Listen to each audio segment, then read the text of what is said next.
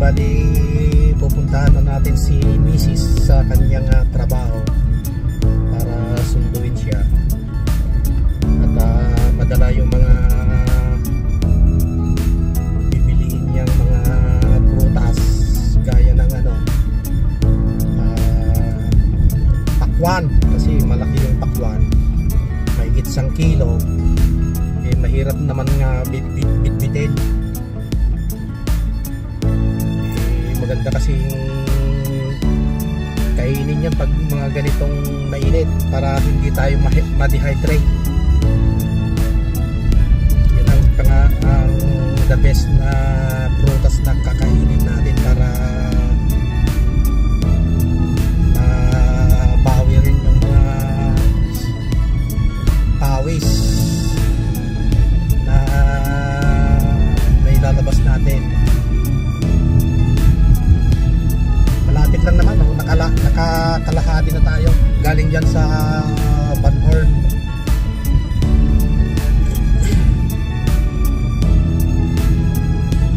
Wala pa yata mga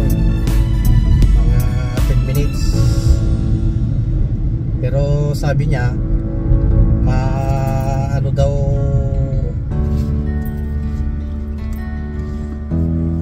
daw siya aalis. Anong nangyari na to? Nagkabanggaan yata yung sasakyan doon, saka yung bus. Bakit ganyan na? O stop lang, ayun, stop lang. Nakahinto kasi yung bus nagaantay ng oras, kaya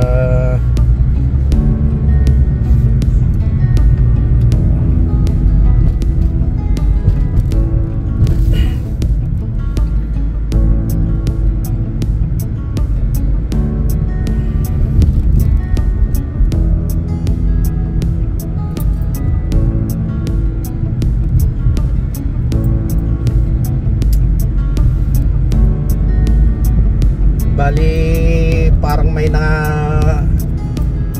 kakain pa akong mga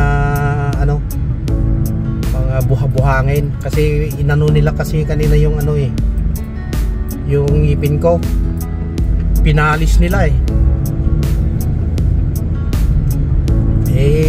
may nilagay silang mga parang buha-buhangin na may paste.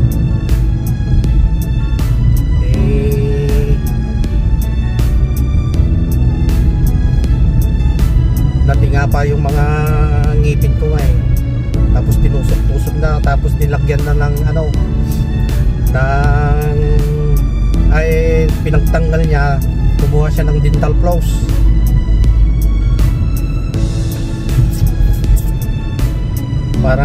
Parang lumuwag nga yung ngipin ko na naman.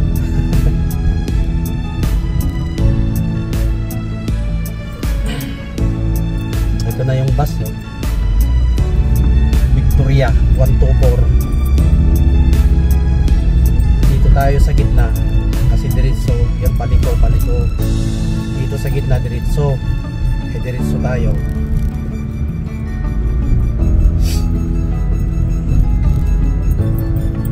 Ganyan lang naman ang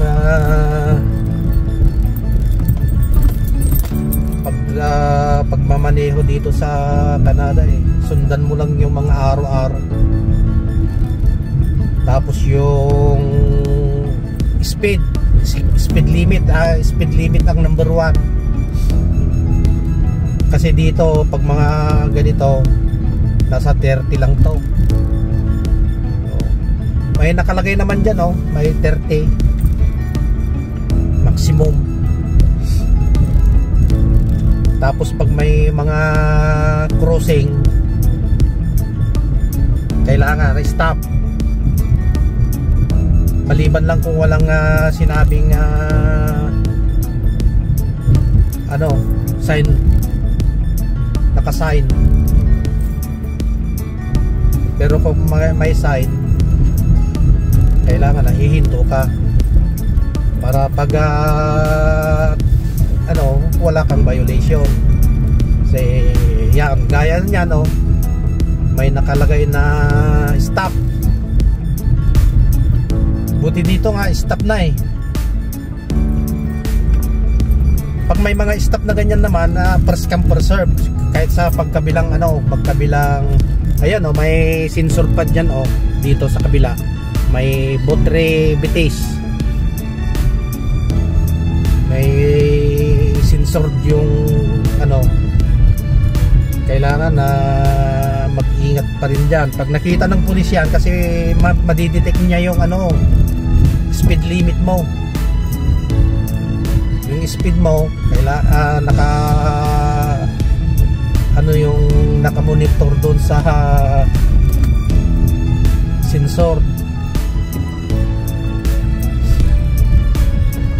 Oh, nandito tayo. Wala pa nga ano, 9 minutes. Tama nga, 9 minutes.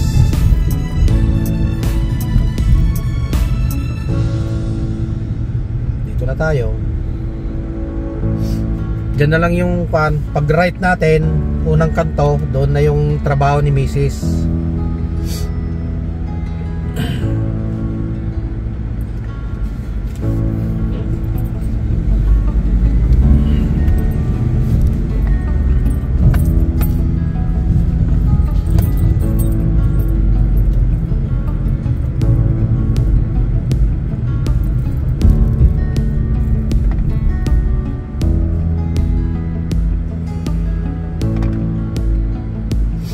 Ayan na yung ano, trabaho ni Mrs. Yang may ano na yan.